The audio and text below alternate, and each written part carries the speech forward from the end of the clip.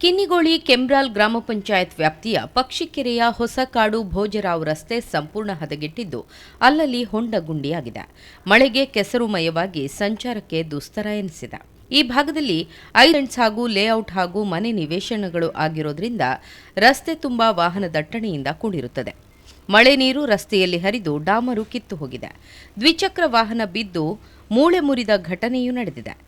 ಈ ರಸ್ತೆಯಲ್ಲಿ ಮಣ್ಣು ಸಾಗಾಟವೂ ನಡೆಯುತ್ತಿದ್ದು ಮಣ್ಣಿನ ರಸ್ತೆ ಹದಗೆಡಲು ಮತ್ತೊಂದು ಕಾರಣವಾಗಿದೆ.